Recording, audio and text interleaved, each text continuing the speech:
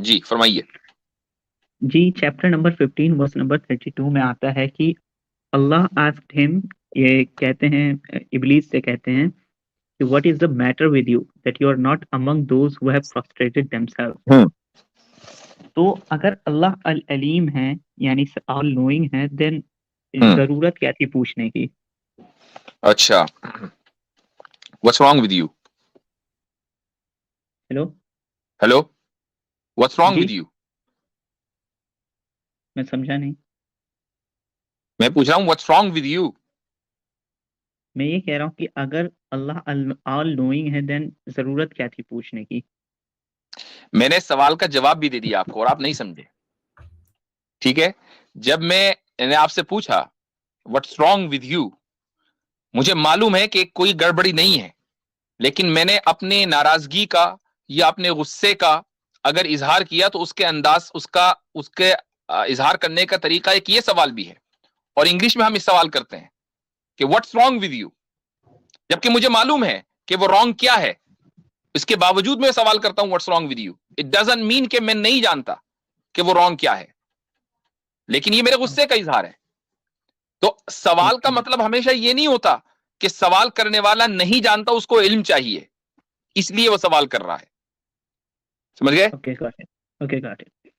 ایک اسی جی میں ایک اور سوال ہے کہ اللہ تعالیٰ کو اوبیسلی پتہ ہی ہوگا, کیونکہ جیسے میں ایک حدیث سے معلوم ہوتا ہے کہ زمین و آسمان کے تخلیق سے 50,000 سال پہلے ہی سب لکھ دیا گیا تھا. تو اگر اللہ کو پہلے ہی پتا تھا کہ یہ جو شیطان ہے یہ مجھے جا کے بعد میں بٹرے کرے گا, then why did he create him؟ دیکھیں, اگر کوئی چیز اللہ تعالیٰ کو پتا ہے اور وہ اس نے اپنے عظیم تر مقصد کے لیے تخلیق کی ہے, اب آپ یہ کہہ رہے ہیں کہ اللہ کو یہ پہلے سے معلوم تھا کہ شیطان مجھے بٹرے کرے گا, تو اس نے کیوں اس کو تخلیق کیا؟ یہاں سوال یہ ہوتا ہے کہ اگر ہم تھوڑی دیر کے لیے مان لیں کہ اس نے اللہ کو دھوکہ دیا, تو کیا اس سے اللہ کو کوئی نقصان ہوا؟ نہیں.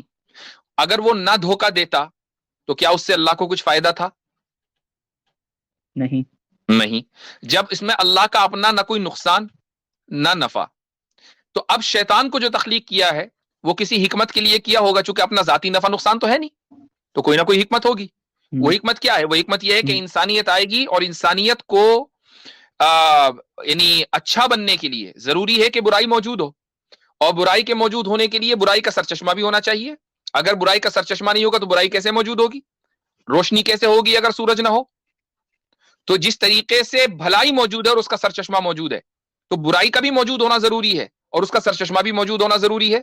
تبھی انسان جو ہے اس برائی سے بچ کر اور اچھائی کو اختیار کر کے آگے بڑھ سکتا ہے. یہ اللہ تعالیٰ کی حکمت ہے. جی اوکے گاٹ اٹ. ایک اور سوال ہے کہ لاسٹ سوال ہے. جی جی فرمائیے. القضاء والقدر میں آتا ہے, جیسے نالج کا تو مجھے سمجھ میں آ گیا ہے کہ نالج کیوں ہے. اللہ کے پاس اگر نالج ہے تو اس میں ہم اس کی کوئی غلطی نہیں, مطلب obviously یہ تو غلطی تو ہے نہیں.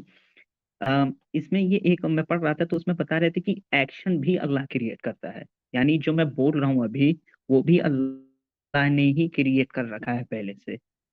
نہیں, پہلے سے نہیں. اس کا میں میکانزم بتا دیتا ہوں کہ ہوتا کیا ہے.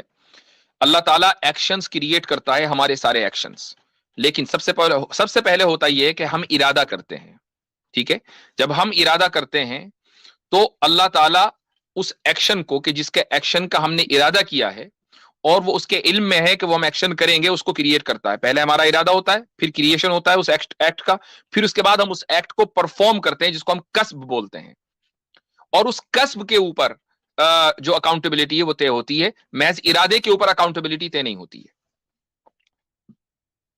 اوکے, ایک اور سوال ہے اگر آپ بس اب آگے اور بھی لوگ ہیں, اجازت دیں ابھی تو. اتنا ہی رکھیں, انشاءاللہ پھر اگلی مرتبہ لے لیں گے. ٹھیک ہے.